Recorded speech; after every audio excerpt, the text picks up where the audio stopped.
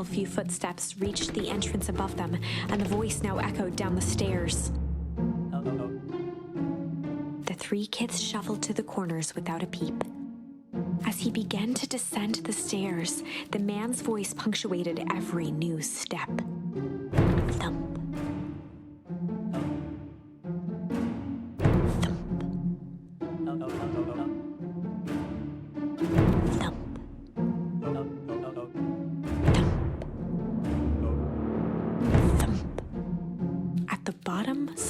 The man paused, squinting to search the room for signs of life.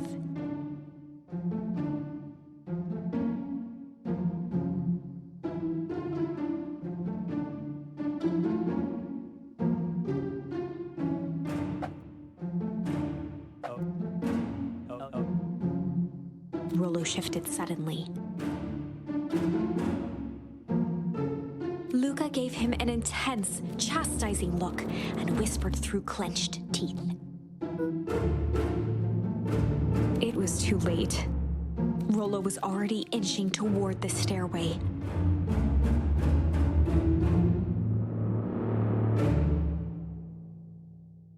He screeched as he charged toward the shadowy figure.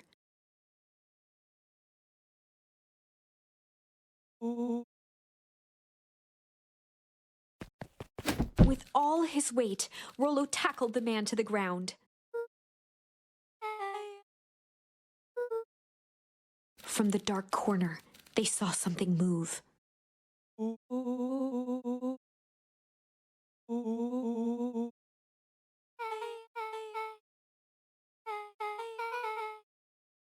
Luka scrambled to the hunched figure on the ground.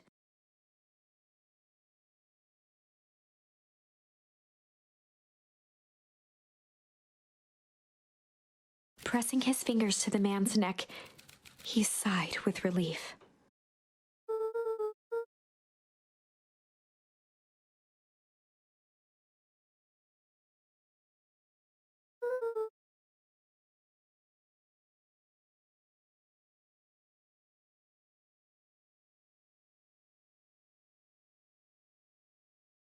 As Beck flicked back on the light, Luka and Rollo both gasped in stereo.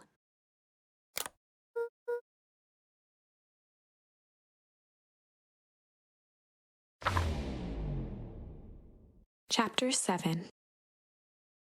The Interrogation of Hiram Tolliver.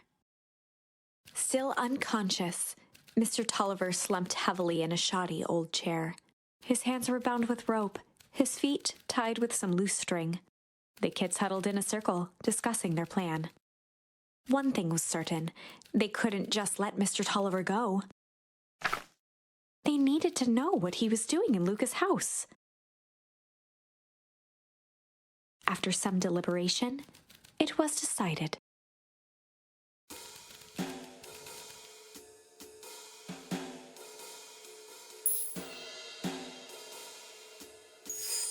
They'd run the classic good cop, chill cop interrogation.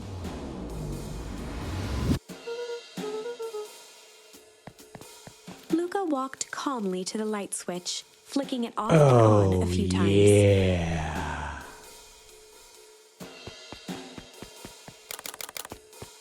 Mr. Tolliver shook his head, gathering his wits.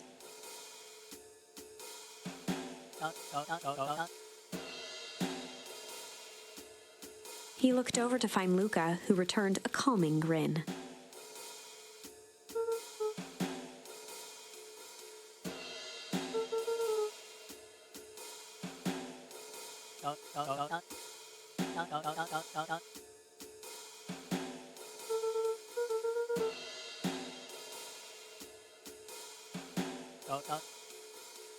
Rollo and Beck emerged from hiding to give a timid wave.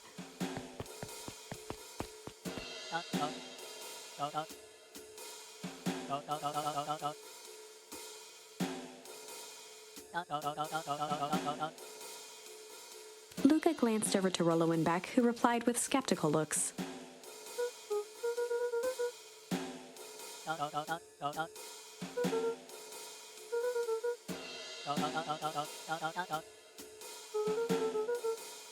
Mr. Tolliver exhaled with disappointment.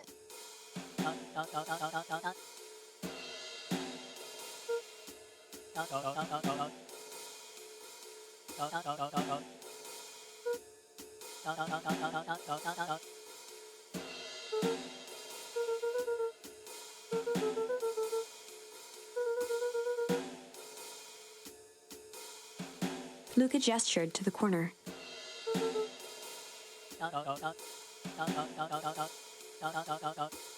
Luka looked again to Rollo and Beck. This time they shrugged. Luka began to slowly loosen the bindings. Mr. Tolliver gently rubbed his wrists. He edged imperceptibly toward the stairs as he spoke.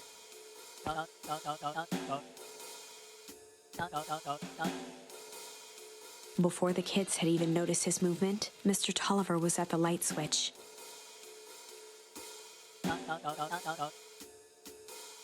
He punctuated his final words by flicking the switch and rushing up the stairs.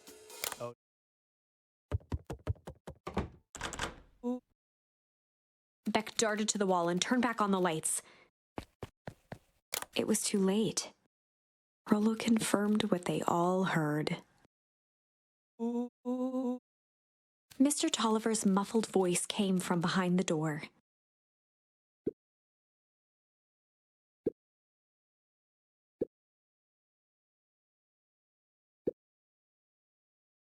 They looked bewildered at each other.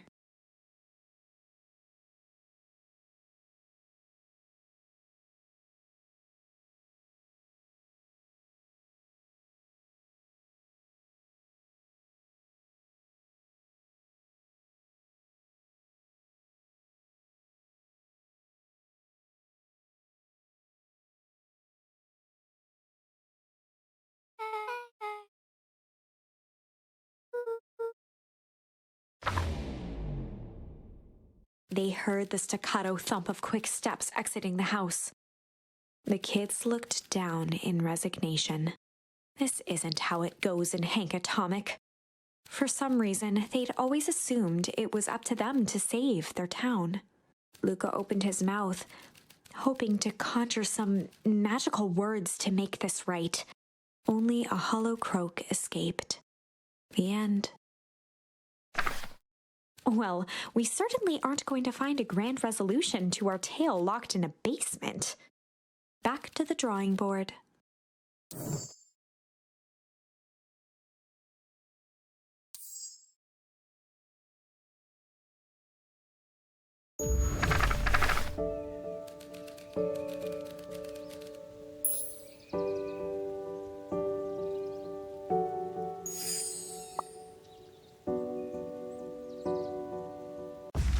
Chapter 5. Friendly Feud. The air was heavy with the smell, despite he did not even, but it's not. Adding it back to this is what Luka.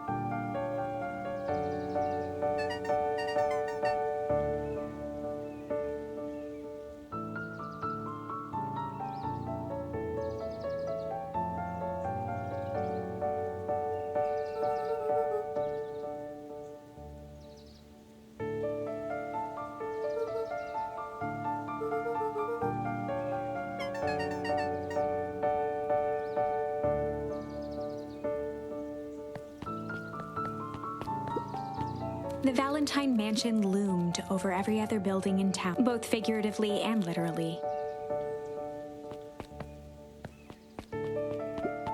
After the foul harvest destroyed their wealth and reputation, the Valentines shuttered off their estate from the rest of town.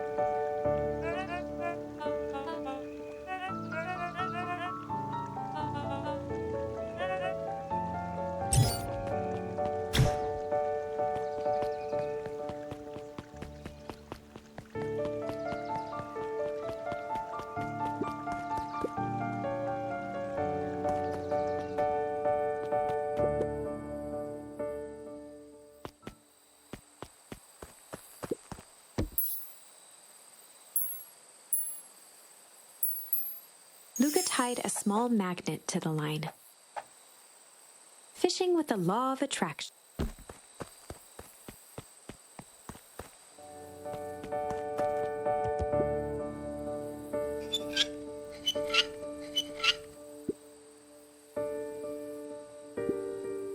Luka had only ever heard him speak in this stiff yet gentle tone a few times, and it always meant one thing.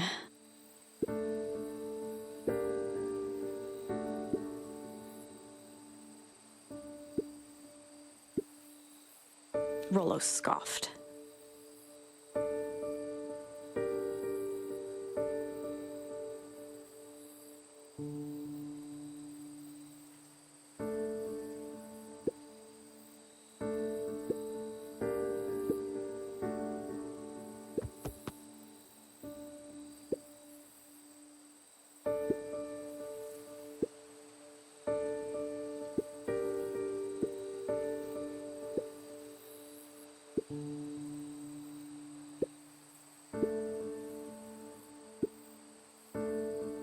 Luka stumbled on his words, knowing he'd said too much.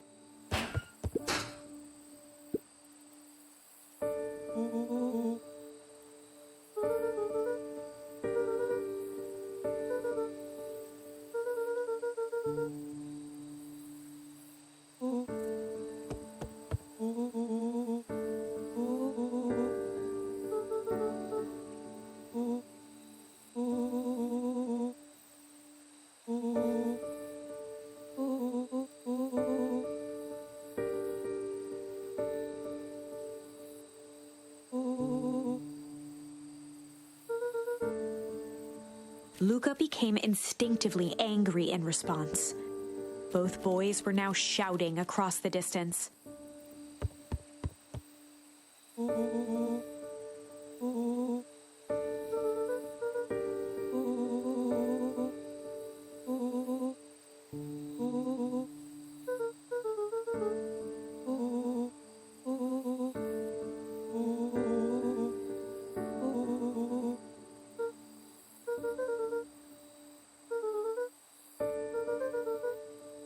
Rollo's tone changed to a calm, yet more intense anger.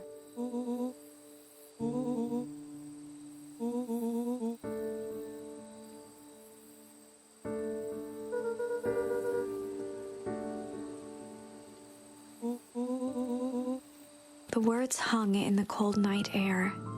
Rollo's stomach dropped, knowing he'd crossed a line. But it was too late.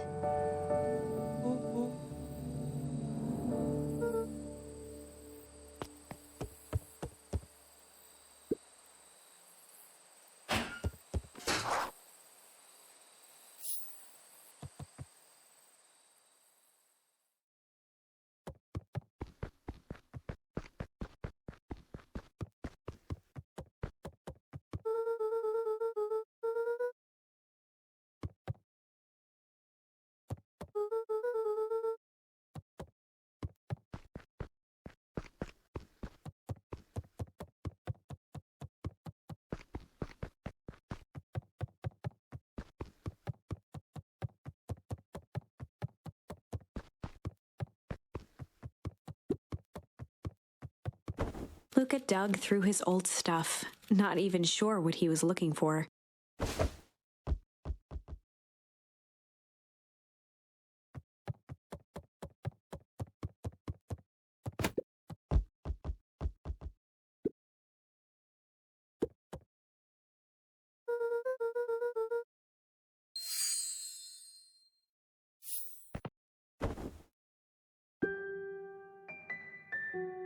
Gran cooed gently from the hallway.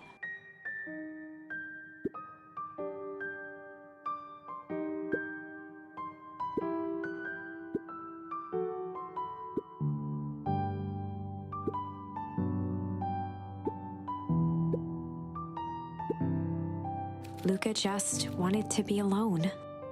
He waited to hear the sound of the front door closing.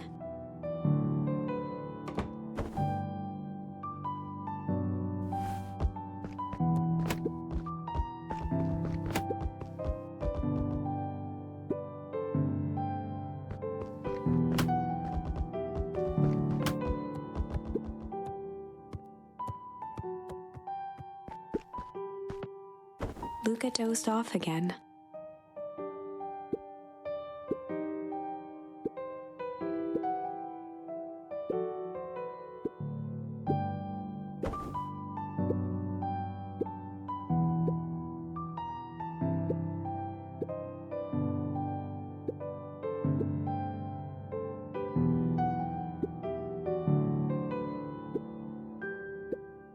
Luka still couldn't bring himself to go out. Besides, if he ran into Rollo, he'd have to actually confront the situation.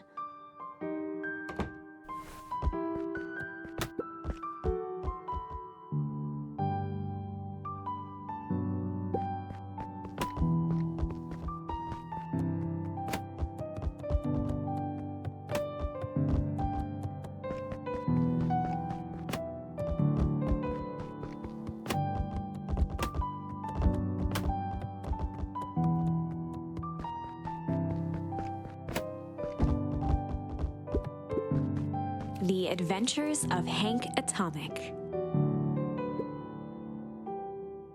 Luka carefully opened the cover and began to read. Rollo had received it for his birthday. A special hardcover edition with behind-the-scenes commentary and bonus art. Rollo cherished it, but asked that Luka keep it at his house.